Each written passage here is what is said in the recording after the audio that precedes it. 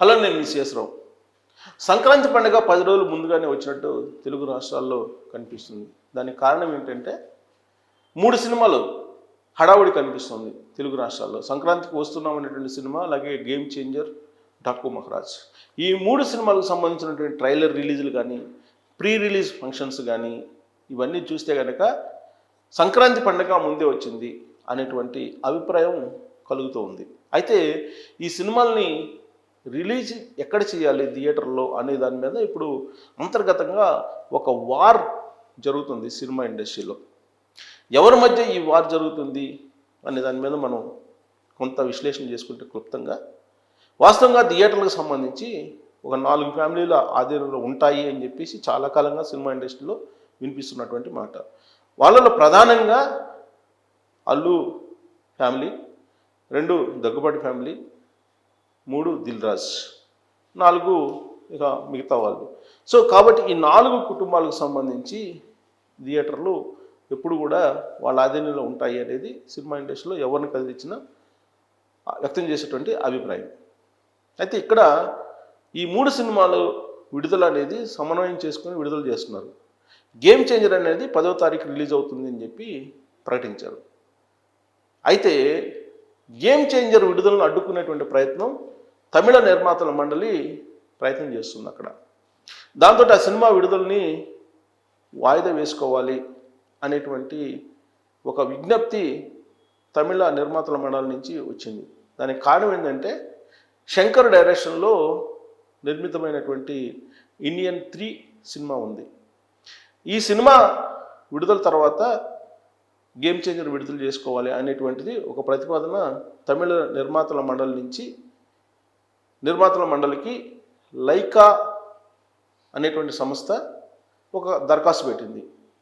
ఈ లైకా సంస్థ, నిర్మాణ సంస్థ నిర్మాతల మండలికి, తమిళ నిర్మాతల మండలికి దరఖాస్తు చేస్తే ఆ దరఖాస్తును పరిశీలించిన తర్వాత తమిళ నిర్మాతల మండలి గేమ్ చేంజర్ని విడుదలని అడ్డుకుంటున్నాము, విడుదల ఉండదు 10వ తారీఖు అనేది చెప్పారు అని ఒక న్యూస్ స్ప్రెడ్ అయింది. ఆ స్ప్రెడ్ అయినటువంటి క్రమంలో mega family, mega hero alert అయిపోయింది. అలర్ట్ అయిపోయి అసలు తమిళనాడులో ఏం జరుగుతుంది చెన్నైలో అనేటువంటిది ఒక ఇండికేషన్, అంటే ఒక క్లారిటీ ఇచ్చేటువంటి ప్రయత్నం చేశారు. దాంట్లో భాగంగా డెప్త్కి వెళ్తే లైకా నిర్మాణ సంస్థ ఇండియన్ 3 సినిమాని నిర్మించింది, నిజమే. ఆ సినిమా విడుదల చేసిన తర్వాతనే గేమ్ చేంజర్ సినిమా విడుదల చేయాలని చెప్పి అభ్యర్థించింది. కానీ ఇండియన్ 3 సినిమా మీద హోప్స్ లేవు, అంచనాలు లేవు. ఎందుకంటే ఇండియన్ 2 సినిమా ఆశించినటువంటి స్థాయిలో థియేటర్ల దగ్గర నిలబడలేకపోయింది. కాబట్టి ఇండియన్ 3 సినిమా రిలీజ్ అయితే కనుక దాని కంటిన్యూషన్లో గేమ్ చేంజర్ రిలీజ్ చేయాల్సి ఉంటుంది. ఒకవేళ ఇండియన్ 3 సినిమా థియేటర్ల దగ్గర ఫెయిల్ అయితే దాని ప్రభావం గేమ్ చేంజర్ మీద పడుతుంది. కాబట్టి 2 సినిమాలు కూడా, అటు గేమ్ చేంజర్ కానీ, ఇటు ఇండియన్ 3 సినిమా కానీ, ఇండియన్ 2 సినిమా కానీ శంకర్ డైరెక్షనే. సో శంకర్ డైరెక్షన్లో ఈ మధ్యకాలంలో విడుదలైనటువంటి ఇండియన్ 2 సినిమా అనేది థియేటర్ల వద్ద ఫెయిల్ అయిపోయింది. ఇప్పటికే ఫెయిల్యూర్ బాట్లో శంకర్ గారు ఉన్నారనేటువంటి టాక్ ఉంది తమిళ ఇండస్ట్రీలో, కోలీవుడ్లో. కాబట్టి గేమ్ చేంజర్ని ముందు రిలీజ్ చేయాలి. ఇండియన్ 3 సినిమా ఒకవేళ రిలీజ్ చేసినా కానీ అది ఆడేటువంటి పరిస్థితి లేదు, అంచనాలు తక్కువగా ఉన్నాయి అనేటువంటి ఒక చర్చ జరిగినప్పుడు తమిళ నిర్మాతల మండలి గేమ్ చేంజర్ విడుదలకు గ్రీన్. కాబట్టి ఆ సినిమా హిట్ టాక్ వస్తే ఇండియన్ 3 సినిమా ఆ తర్వాత విడుదల చేసుకుంటే దానికి కూడా బెనిఫిట్ వస్తుంది. కాబట్టి ముందు గేమ్ చేంజర్ యథావిధిగా ప్రకటించిన విధంగా 10వ తారీఖున జనవరి విడుదల చేయాలి అని నిర్ణయించుకున్నారు కోలీవుడ్లో కూడా. సో ఎలాగో టాలీవుడ్లో డేట్ నిర్ణయించేశారు. అయితే టాలీవుడ్లో, కోలీవుడ్లో, వరల్డ్ వైడ్ కూడా అన్ని చోట్ల కూడా, అన్ని భాషల్లో కూడా ఆ సినిమాని జనవరి 10వ తారీఖునే విడుదల చేయాలని నిర్ణయించారు. ఆ తేదీ ప్రకారమే విడుదల కాబోతుంది. కాకపోతే మధ్యలో వచ్చినటువంటి హడ్డీలు స్ప్రెడ్ అయ్యింది. ఇక ఆంధ్రప్రదేశ్ వచ్చేటప్పటికి, అంటే ఆంధ్రప్రదేశ్ కానీ లేదా తెలంగాణకి వచ్చేటప్పటికి ఆంధ్ర సీడెడ్ నైజం. ఇక్కడికి వచ్చేటప్పటికి థియేటర్లకు సంబంధించినటువంటి ప్రాబ్లం ఉంది. ఆ ప్రాబ్లం ఎందుకు ఉంది? ఇప్పుడు దిల్ రాజుకు సంబంధించినటువంటి సుమారు 150 థియేటర్లు సీడెడ్ ఏరియాలో ఉన్నాయని చెప్పి అంచనా ఉంది. సో మిగతా ఆంధ్ర, నైజాం, ఇలా సీడెడ్ ఇలా ఉంటాయి అన్ని థియేటర్లు కూడా. కాబట్టి ఇక్కడ 150 థియేటర్లు దగ్గుపాటి సురేష్ బాబు గారు ఉన్నాయి. ఈ 150 థియేటర్లు ఆయన సంక్రాంతికి వస్తున్నాం అనేటువంటి సినిమాని విడుదల చేసుకునే అవకాశం ఉంది. 10వ తారీఖున గేమ్ చేంజర్ విడుదలవుతుంది, అన్ని థియేటర్లో విడుదలవుతుంది. ఈ 4 కుటుంబాలకు సంబంధించినటువంటి అన్ని థియేటర్లో రిలీజ్ అవుతుంది. అక్కడ వరకు ఇబ్బంది లేదు. అయితే 12వ తారీఖున డాకు మహారాజ్ వస్తుంది. అది కూడా దిల్రాజు గారిదే. దిల్రాజు గారే డిస్ట్రిబ్యూటరు.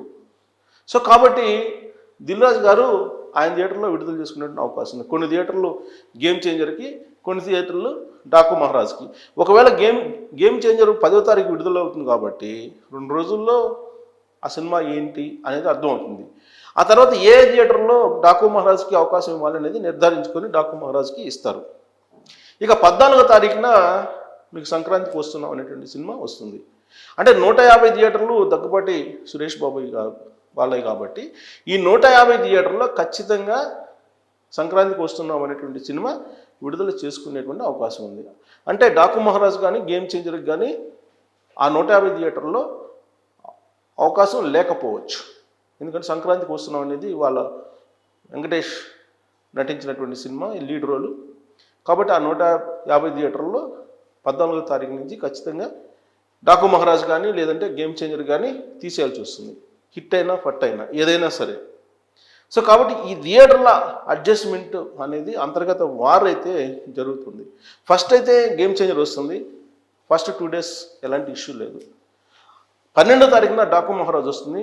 కొంచెం ఇబ్బందికరమైన పరిస్థితులు. అయితే ఆ సినిమాలు అంచనాలను బట్టి విడుదలైన తర్వాత అడ్జస్ట్ చేసుకుంటారు దిల్రాజు గారు. ఎందుకంటే దిల్రాజు గారికి సంబంధించినటువంటి సినిమాలు కాబట్టి అవి 2 కూడా. అయితే 14వ తారీఖు సంక్రాంతికి వస్తున్న సినిమా వస్తుంది కాబట్టి సరిగ్గా ఇక్కడే ప్రాబ్లం వస్తుంది. ఖచ్చితంగా వాళ్ళ సినిమాని వాళ్ళ థియేటర్లో వేసుకుంటారు 150 థియేటర్లో కూడా. కాబట్టి అక్కడే ఈ 2 సినిమాలకి ప్రాబ్లం వస్తుంది. మొత్తం మీద సంక్రాంతి బరిలో నిలబడేటువంటి సినిమాలుగా లేదంటే పోటీ బాగా ఉన్నటువంటి సినిమాలుగా ఇప్పుడు డాకు మహారాజ్ గారు సంక్రాంతికి వస్తున్నాం కానీ అనేది ఉన్నాయి. బట్ ఎగ్జాక్ట్గా సంక్రాంతి రోజున సంక్రాంతికి వస్తున్నాం అనే సినిమా విడుదలవుతుంది. అంటే ఫస్ట్ 2 daysలోనే వసూలు మొత్తం రాబట్టుకోవాలనే ప్రయత్నం జరుగుతుంది. ఈ మొత్తం ప్రయత్నంలో ప్రభుత్వాలు ఇప్పుడు ఆంధ్రప్రదేశ్ ప్రభుత్వం అయితే బెనిఫిట్స్ వాళ్ళకి అవకాశం ఇచ్చింది, అలాగే ధరలు పెంచుకునేదానికి కూడా అవకాశం ఇచ్చింది. అయితే తెలంగాణ ప్రభుత్వం ఇంకా గ్రీన్ సిగ్నల్ ఇవ్వలేదు. దానికి సంబంధించినట్టు కూడా చర్చలు జరుగుతూ ఉన్నాయి. ఖచ్చితంగా దిల్రాజు గారు రేవంత్ రెడ్డి గారితో లైజనింగ్ చేసుకొని బెనిఫిట్ షోలకు కానీ లేదా టికెట్లు పెంచుకునేటువంటి వెసులుబాటుకి కానీ గ్రీన్ సిగ్నల్ తెచ్చుకునేలాగా ప్రయత్నం చేస్తారనేది కూడా వినిపిస్తూ ఉంది. అది జరిగితే కనుక ఖచ్చితంగా వసూళ్ళు తొలి 2 రోజుల్లోనే రాబట్టుకునేటువంటి అవకాశం ఉంది. అలా కాకుండా ఉంటే కనుక ఖచ్చితంగా థియేటర్లకు సంబంధించిన అడ్జస్ట్మెంట్ మీదనే వసూళ్ళ వ్యవహారం ఆధారపడి ఉంటుంది. సో దీంతో అంతర్గతమైన ప్రచ్ఛన్న వార్, థియేటర్ల వార్ జరుగుతుంది సినిమా ఇండస్ట్రీలో సంక్రాంతి బరిలోకి దిగేటువంటి సినిమాల మధ్య అని చెప్పవచ్చు. సో ఈ సినిమాల థియేటర్ల అడ్జస్ట్మెంట్ నేపథ్యంలో ఏ సినిమాకి ఎక్కువగా